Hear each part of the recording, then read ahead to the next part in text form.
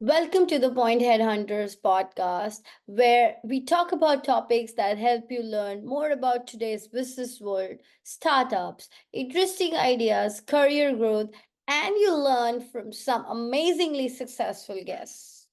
So today we have Ravin Bindra, who's been in Canada for more than a decade and is a successful recruiter. He is going to share about his experiences, his learning in this field in the Canadian industry. He'll help us know about how we need to tweak and twist our resumes and look for a career in Canada. So if you're somebody who's looking for help with resumes, getting a job in Canada, understanding the Canadian job market, networking, or overall about the Canadian job industry, this is for you. So let's get started.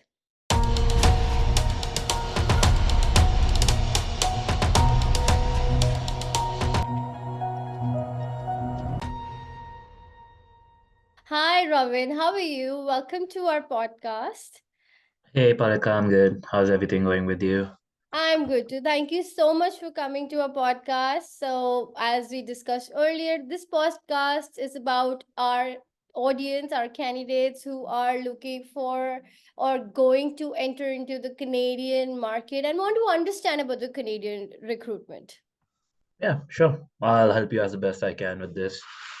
I'm sure it will be very helpful. All right. So, I would start by asking you, how exactly is the Canadian recruitment different? I mean, like, what is the difference between people coming from various parts of the world? They're not able to understand the Canadian requirements. What exactly is the Canadian recruitment? Um, okay, I'll start with recruitment. Recruitment, you can divide recruitment into two different things. One being internal hiring, which as an HR you might do, or an agency setting where you're working with different clients, sourcing for them. So both recruitments work in different ways, I would say. Me personally, I have more experience working in Canada and US, basically North American recruitment, so I don't have much where I can compare it with.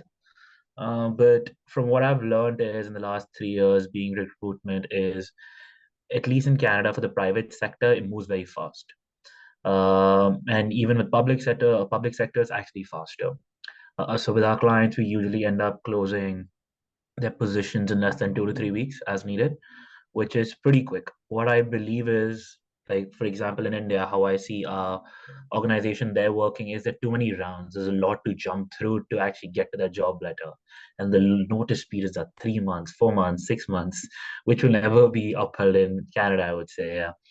So there is some difference, and I don't know, it's just very quick. I believe recruitment in Canada is very quick, and it's just another name for sales at this point. Hmm. How you can find someone and you can actually get them hired that quickly. It's more of a salesy world now, even in recruitment. Makes sense. So, a lot of my candidates want to know what happens at the back end when I submit my resume. So, I did everything, I added every keyword in my resume. I did everything that I could do in my resume and I submitted. Now, what happens when I submit a resume and when you receive it? What is the process? How do you see a resume? So, if you can just let us know what happens at the back end. For example, you see a job running on LinkedIn and you click that apply button. Hmm. I would say another 500 people have clicked the same button. Out of that 500, at least 3 to 250, like, I don't know, maybe 300 people have made sure their resume matches the job description and everything. They have the keywords. Either they're overqualified, they might be underqualified. But from a recruiter standpoint, how we usually work is, for example, I'm hiring for a dynamics consultant. I get 100 resumes. I'm just gonna spend about maybe 10 to 15 seconds on a resume at max, where I'm just skimming through them, and then I'll write it down who I think is gonna be the best fit, and then you actually have a call with them and take the process from there. But when you click that apply button, whoever's on the other side will barely take 10 seconds to go through your resume. All they are looking for is obviously those keywords and making sure if you're a fit or not. And in terms of fit is just not the job description, not just the JD. It'll be if you're a fit for the company, fit for the agency, fit for the project they might be hiring for. So it's a lot of factors that play into in that moment as well. Mm-hmm. Currently, the job market is in shambles. I believe it's not the best time to be a job seeker. We are heading towards a recession, I believe. So yeah, it's 600 people applying for a job and then just spending 6 seconds on a resume is not the greatest thing to be doing right now. So I wanted to ask you about the same thing. You said you see a recession coming back in Canada, or was it never gone? Oh, that. So I moved here in 2016. What I believe is, or what I saw firsthand was the country was very different pre 2019, I would say, before COVID. After that, me being an immigrant, I have nothing against immigrants, obviously, but there was such like the floodgates really opened up after that, after COVID. Everyone had that, the Canadian dream, and when they got here, it's actually not there anymore.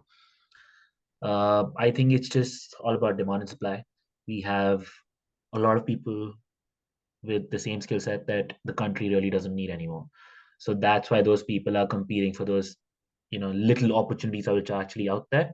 Hmm. And no one has money to spend right now. Like I've seen get projects get canceled, projects being put on hold. It's everyone wants to store their cash right now. So that's where I'm coming from. Like I don't see clients spending money, projects not taking off, budget constraints right now. So those are all symptoms of a recession that might be coming up. Yeah.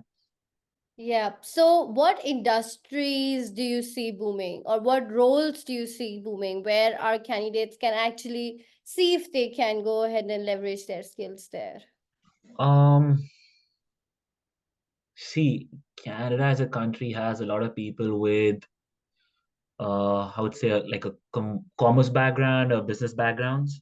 They have really saturated that market, I believe. Mm-hmm. But for example, if you know some niche technologies and if you're in healthcare, if you're in the trades, all those jobs are still in demand.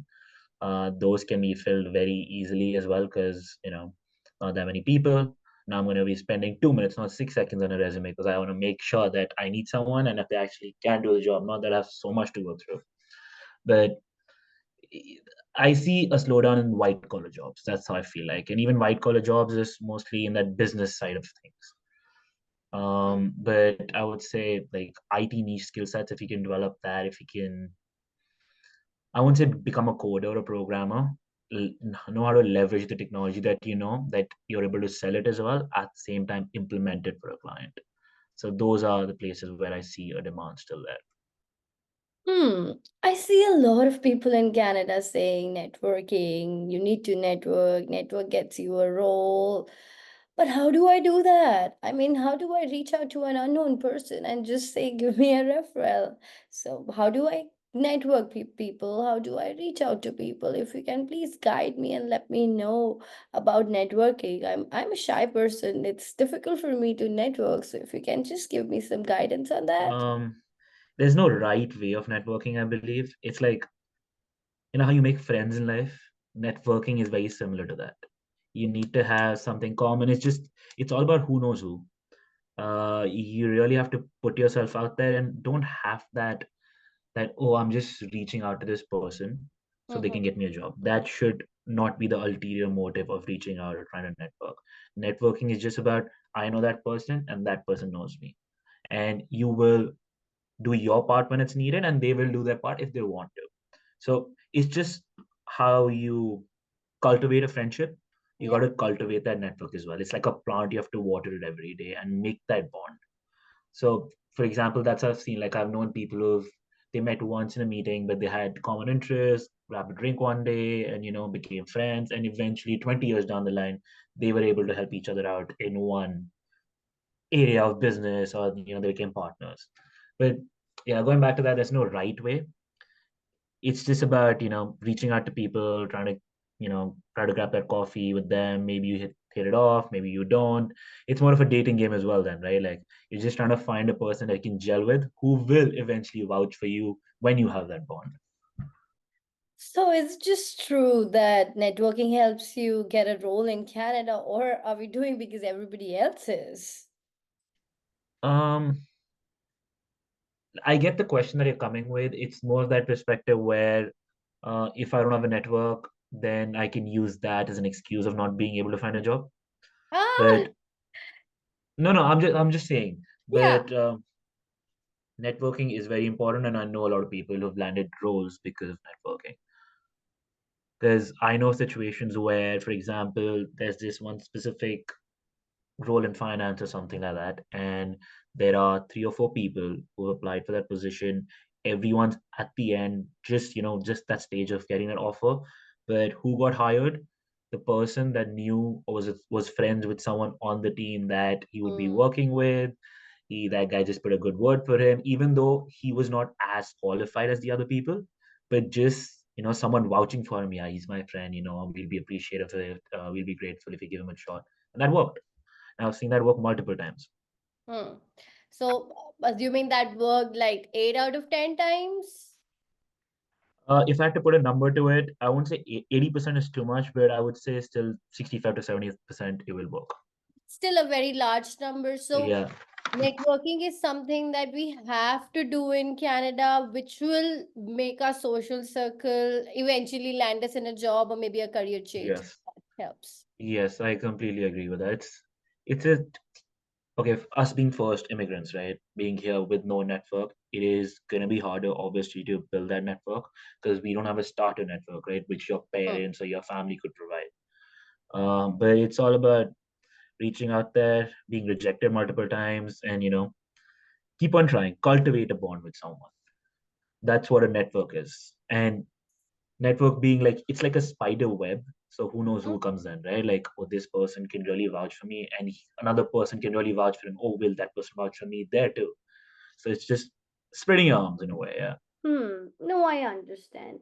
So, a next word that we hear very frequently nowadays is the job search fatigue. A lot of people in Canada are facing this where they're applying for roles and getting rejected. So, what do you suggest about overcoming this? And we need to be motivated. So, if we can please suggest some strategies where we can stop thinking about the job search fatigue and just be motivated that we need to apply for roles, something that comes up to us and says, no, we are motivated. So, what do you suggest? What are some strategies that we can go ahead and follow and overcome the situation? I know it's very hard right now. You can't lose hope. That's all I can say about that. Like, I know it's hard to sit there every day for 8 hours. Finding a full-time job is another full-time job. That I Correct. have realized. That I know. So Totally. you're basically working with no pay and a lot of stress. Hmm. But there is something out there for every person, I believe. Just don't lose hope. That's all I can say. You gotta try. You gotta keep on trying. And it's one of those things like if you're trying to learn how to bike, you will fall multiple times, but you keep on have to doing it and do it every day, so that one day, yes, you can pedal. Next day, you can go maybe 100 meters, and you have to keep on going like that. There's no other way. Yeah. And different strategies work for different people. For someone, they might have a great skill set that people are calling them all the time, like, oh, we need this person, you have this niche skill set. But some people, their network might be so great that, they know of a job opening that's going to come 6 months down the line. And, they're already talking to the hiring manager, whoever the team is there. So it's about keep on trying. That's all I can say about this. Yeah. So yeah, keep on trying. Lots of networks. This is something which will help us get a job in Canada. So we've seen nowadays a lot of people are transitioning from one career to another. We've been seeing a trend that there is a shift from just IT or admin roles to other type of roles. So, in your opinion, what do you suggest to people who are seeing this transition? What should they keep in mind? What should they stop doing? Or what should they do to add in their career, which will help them in this career change?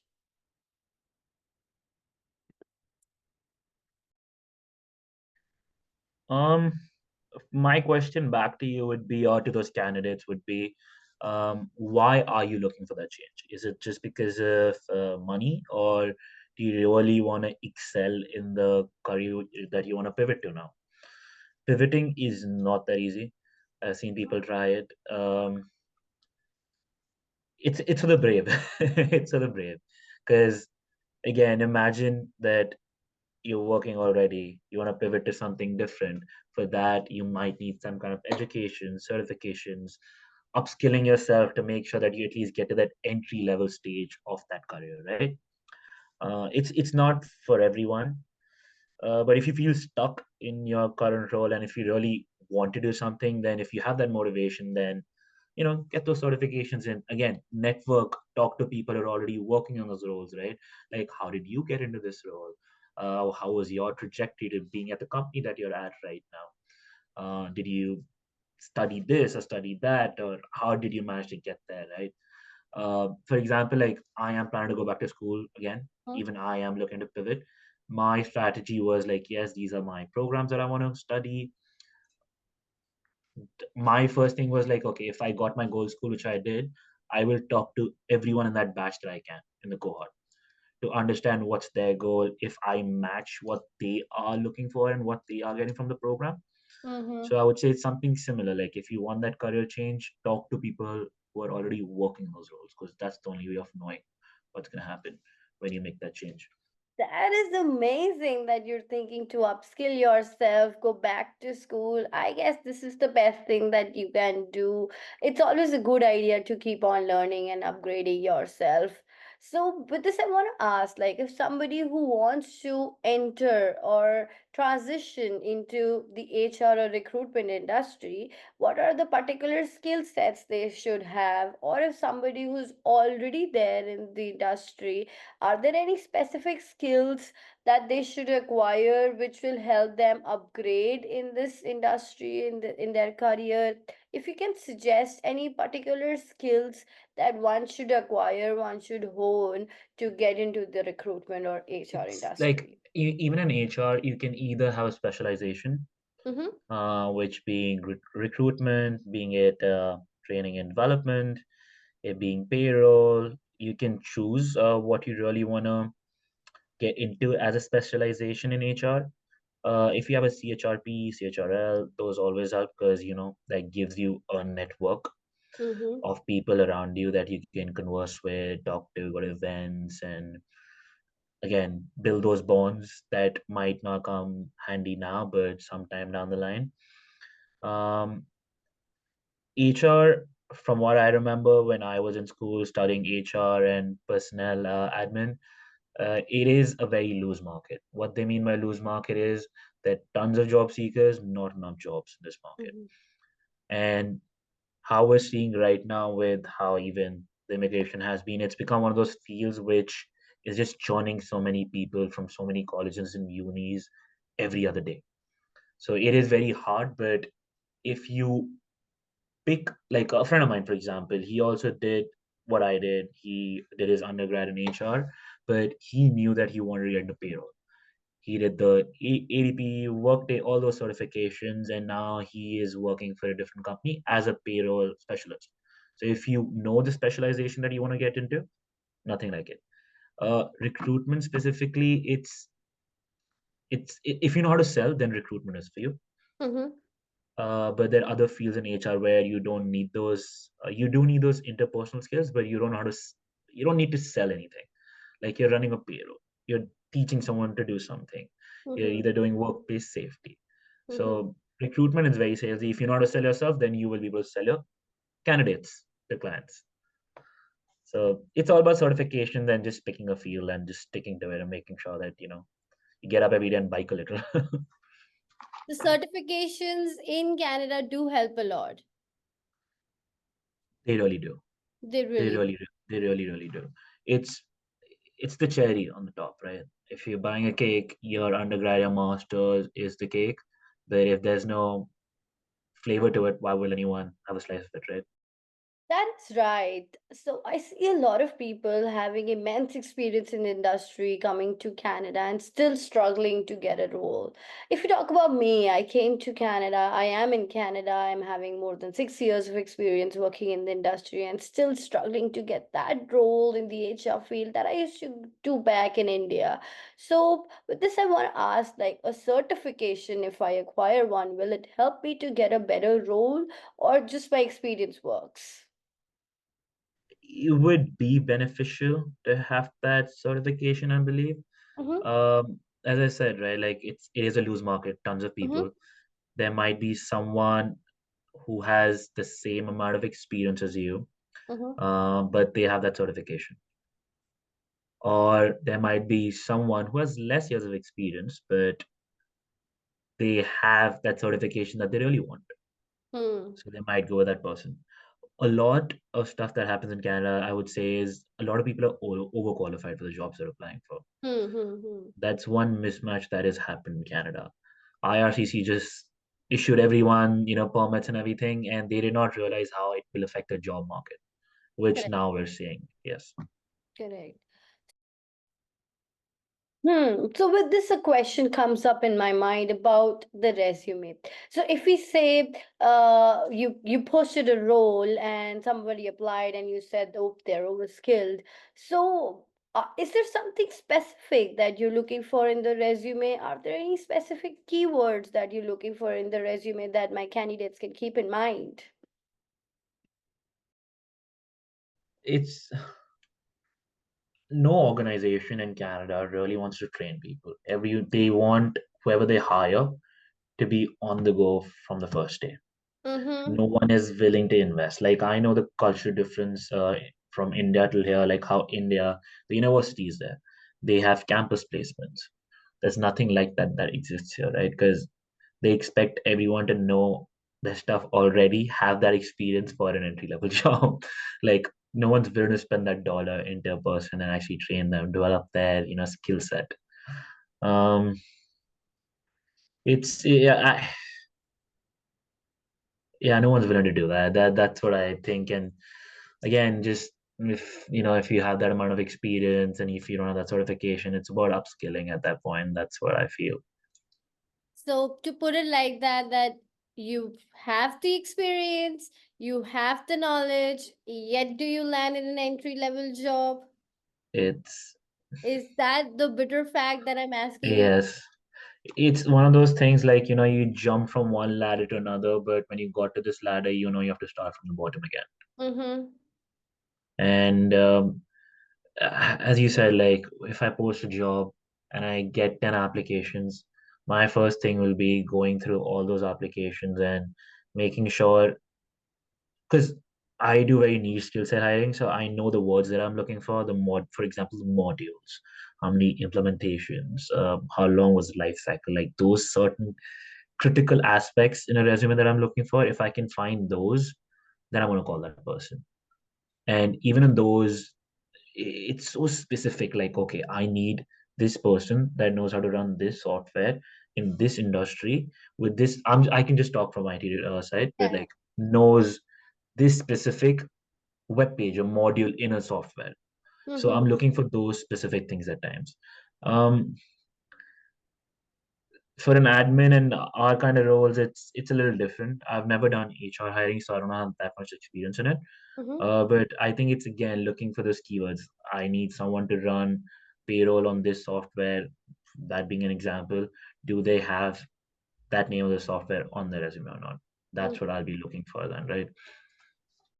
So to sum it up for our audience, we submit our resumes. It goes through the ATS. The ATS filters out the resume, sends you to the HRs or recruiters. You skim through the resumes for next 10 to 15 seconds and filter out the resumes more. You call the candidates, look for the niche skills. So with this, a question comes up in my mind is, who's your star candidate? Our star candidate would be then when you make that call, okay, this person has those words in his resume. Mm-hmm. Uh, when I make that call, I will see how they react when you call them. Mm-hmm. Are they being, I won't say nice, are they rude? Because I've made such calls. Like people know their skill sets and the kind of hiring that I do. Are they Mm-hmm. being rude? Like just the way they react and the way they talk and how they come across, those are the things that play then. For example, person A, person B, person A has a better skill set, but when I called person A, they were rude to me. So if I get them hired somewhere and they do all this again over there, it's gonna look bad for me as a recruiter, right? So Correct. then person B having less years of work X or not matching the same skill set or whatever, but I will make sure person B gets in there than person A. Yeah, So I would because say, mm-hmm. no, I'm no, go ahead, sorry. go ahead. So I was just saying, like, it'll be better for person B to upskill, be humble, and yet upskill, if I say. Yes, upskill and then become the person A, right? Like they Yeah. already have the other skills that they need. They might not have the skill set or the knowledge exactly what might be needed or the experience, those technical parameters. But yes, they have those interpersonal, other personality factors that we might be looking for. Because I'm sure you would have heard it too, that a recruiter called me up and I was so stressed and I sounded so underconfident that I could explain about my skill sets at all. And then I was not called for the interview. So, what do you suggest to my candidates, my viewers who are listening to this? How should we overcome this? This is something which happens very frequently to all of us. How should we sound confident? How should we be prepared? Because I know this is a random call that we get from the recruiter and we need to be prepared. What do you suggest? How should we not sound underconfident and explain about our skill sets? I get it. I completely understand that. It's again, it's a numbers game, right? Like, okay, one day you got a call from a recruiter. There are tons of us out there, first of all, right? Like you got a call from a recruiter, you didn't do well, but now you know how to do better and what to do better in another call like that. Yeah. So yes, bad stuff happens. You learn from it though, right? So you were underconfident, you couldn't get your points across. Mm-hmm. If if it's just forced, because a recruiter call is not more than 10 to 15 minutes, right? Right. It's not longer than usually that. Like it's just a normal phone call that you might have with a friend either, right? So make like a tiny note on your phone. If I get a call from a recruiter, these are the points I want to talk about. Get a call, put that on speaker, just read those points quickly, so at least you have an idea of how what to communicate and the words that you have to say. Mm-hmm. Mm-hmm. That makes complete sense. This will be very helpful for me as well when I get a call from a recruiter next time. So I would conclude our podcast by asking you one last question is the guidance. So if you can give our viewers, me, any piece of advice.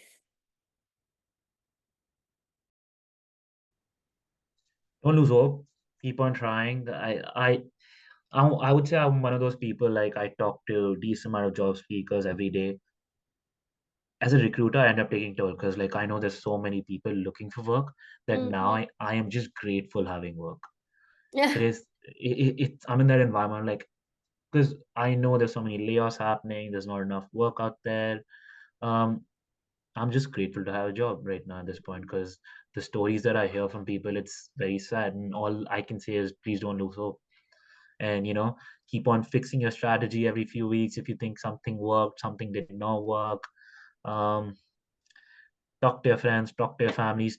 Please make sure you take mental health breaks. Don't spoil your life because of it. Yes, it is a job, it is a very important aspect of everyone's life. That's how you feed yourself. But thankfully we're in a country where there are things that we can still use if we don't have a job. We have EI and all that, but just don't lose hope. Be optimistic and things get better, right? Like if you're sitting in a dark room, yes, it is dark, but one day someone's gonna open the door for you. I hope so at least. Yeah. And it's enough. Like I believe life is a, what do you call that, a heartbeat in a way. Mm-hmm. So Up that might and be a down. low. Yeah, Yeah. I have a similar tattoo on my arm as well. It's just a low point in your life right now. You will get better. Just imagine, right? Just like how much worse can I get at this point? There's nothing lower than this. Just don't lose hope. And if you have your strategy correct, if it's somewhat working, if you're landing a few calls, it's just a numbers game then. It's just like Mhm. hustle, hustle, hustle, hustle. But Yes. make sure to take mental Mhm. health breaks. Go out for walks and live your life. I can't stress that enough because I've gone through the same things in 2021. The only things that would save me is the evening walk. It was bad otherwise. So you suggest us to take breaks, revamp your strategies, work on your resume, network, look for those keywords, and just take a break. And just be there with a positive thought that you will get a role someday. There is something out there. Yes. So I would Something's out there. something's out there for Something's out there. everybody, for every one of us. We will get it in time, whenever Yeah. the time is. Yeah. So thank you so much, Ravin. That was No wonderful worries. talking to Likewise. you. Yes. And hopefully we will meet soon. Hopefully we will For sure. discuss more. Hopefully we will have another podcast when you have Yes. transitioned into a new career, Yes. where Thank our, you. yes, where our viewers would love to see how you did your transition. Yeah. Let's see. That is Yeah. another story. It will be another story. Yeah. We'll see how that goes. It is Definitely. nerve-wracking. It is nerve-wracking. I am anxious as well at the same time. But life is a bet, right? We're all playing a Yes. game called life. So you just gotta keep on playing your turns and hope that either you get those $200 when you go on that Monopoly board, or you straight go to jail. So like, you Yes. may sometimes you get it, sometimes you don't get it, but it keeps on going still, right? Yeah. Absolutely, Robin. I would conclude our podcast with this positive note. Thank you so much for your valuable time.